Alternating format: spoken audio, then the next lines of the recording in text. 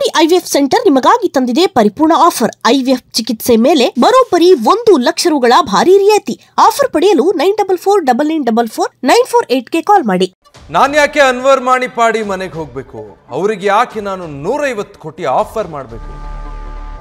ಅದು ಕಾಂಗ್ರೆಸ್ ಮುಖಂಡರನ್ನ ಬಚಾವ್ ಮಾಡೋದಕ್ಕೆ.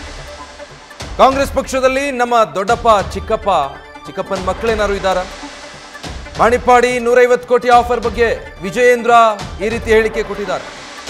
ಪ್ರಿಯಾಂಕ್ ಖರ್ಗೆ ಮಾತಾಡಿರೋದು ಕೂಡ ಅರ್ಥಹೀನ. ಈ ಬಗ್ಗೆ ಸಿಎಂ ಕೂಡ ಮಾತಾಡ್ತಾರೆ ಅಂದ್ರೆ ಏನ್ ಹೇಳಬೇಕು? ಸದನದಲ್ಲಿ ಈ ಬಗ್ಗೆ ಉತ್ತರ ಕೊಡ್ತೇವೆ ಅಂತ ವಿಜಯೇಂದ್ರ ಹೇಳಿದ್ದಾರೆ. ಲಜ್ಜೆಗೆಟ್ಟ ಸರ್ಕಾರ, ಸಚಿವರು, ನನ್ನ ಮೊನ್ನೆ ಪ್ರಿಯಾಂಕಾ ಗಾಂಧಿ ಅವರು ಹೇಳಿಕೆಯನ್ನು ನೋಡ್ತಾ ಇದ್ದೆ. ಬುದ್ಧಿ ಭ್ರಮಣೆ ಆದಂತೆ ಕಾಣ್ತಾ ಇದೆ ಕಾಂಗ್ರೆಸ್ ಶಾಸಕರಿಗೆ, ಮಂತ್ರಿಗಳಿಗೆ.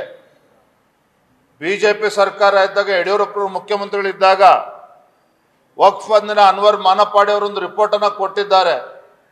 ಅದರಲ್ಲಿ ಹಿಂದಿನ ಸರ್ಕಾರ, ಕಾಂಗ್ರೆಸ್ ಪಕ್ಷದಲ್ಲಿದ್ದಂಥ ಮುಖಂಡರುಗಳು ಯಾವ ರೀತಿ ಅವ್ಯವಹಾರ ಮಾಡಿದ್ದಾರೆ ಅನ್ನೋದನ್ನ ವರದಿಯಲ್ಲಿ ಉಲ್ಲೇಖ ಮಾಡಿದ್ದಾರೆ. ವಿಜಯೇಂದ್ರನೊಬ್ಬ ಅಂದಿನ ಮುಖ್ಯಮಂತ್ರಿಗಳ ಮಗ ಆಗಿ ನಾನ್ಯಾಕೆ ಅನ್ವರ್ ಮಾನಪಾಡಿ ಅವ್ರ ಮನೆಗೆ ಹೋಗ್ಬೇಕು, ನಾನ್ಯಾಕೆ 150 ಕೋಟಿ ಆಫರ್ ಮಾಡಬೇಕು, ಅದು ಕಾಂಗ್ರೆಸ್ ಅನ್ನ ಮುಖಂಡರನ್ನ ಬಚಾವ್ ಮಾಡೋದಕ್ಕೆ? ಇದೇನಾದ್ರು ತರ್ಕ ಇದೆ ಇದರಲ್ಲಿ.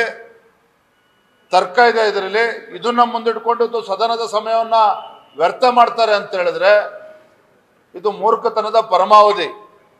ಇವರು ತಮ್ಮನ್ನ ತಾವು ಇವತ್ತಿನ ಹಗರಣದ ಸುಳಿಯಲ್ಲಿ ಸಿಲುಕಿ ಹಾಕೊಂಡಿರ್ತಕ್ಕಂಥ ರಾಜ್ಯ ಸರ್ಕಾರ ಸದನದ ಸಮಯವನ್ನು ಸಂಪೂರ್ಣವಾಗಿ ವ್ಯರ್ಥ ಮಾಡ್ತಾ ಇದ್ದಾರೆ. ನೋಡ್ರಿ, ಅನ್ವರ್ ಮಾನಪಾಡಿ ಹಿಂದೇನು ಹೇಳಿದ್ದಾರೆ ಗೊತ್ತಿಲ್ಲ, ಇವತ್ತೇನು ಹೇಳಿದ್ದಾರೆ ನನಗೆ ಗೊತ್ತಿಲ್ಲ, ನಾನು ನೋಡಿಲ್ಲ. ಆದ್ರೆ ನಾನು ಹೇಳ್ತೇನೆ, ಇದಕ್ಕೇನಾರ ಅರ್ಥ ಇದೆಯಾ? ಬಿಜೆಪಿ ಸರ್ಕಾರ ಇದ್ದಾಗ ಅವ್ರು ಕೊಟ್ಟಂತ ವರದಿನ ಕಾಂಗ್ರೆಸ್ ಮುಖಂಡರನ್ನ ಕಾಪಾಡಿ ಅಂತೇಳಿ ನಾನ್ಯಾಕೆ ಅವ್ರ ಮನೆ ಬಾಗ್ಲಿಗೆ ಹೋಗ್ಬೇಕು? ನಾನ್ಯಾಕೆ ಕಾಂಗ್ರೆಸ್ ಪಕ್ಷದ ಮುಖಂಡರನ್ನ ಅವ್ರನ್ನ ಕಾಪಾಡಿ ಅಂತ ನಾನ್ಯಾಕೆ ಹೇಳ್ಬೇಕು? ನನಗೇನು ದೊಡ್ಡಪ್ಪ ಚಿಕ್ಕಪ್ಪನ ಮಕ್ಕಳಿದಾರ ಕಾಂಗ್ರೆಸ್ ಪಕ್ಷದಲ್ಲಿ? ಮಲ್ಲಿಕಾರ್ಜುನ್ ಖರ್ಗೆ ಅವರು, ಪ್ರಿಯಾಂಕಾ ಖರ್ಗೆ ಅವರು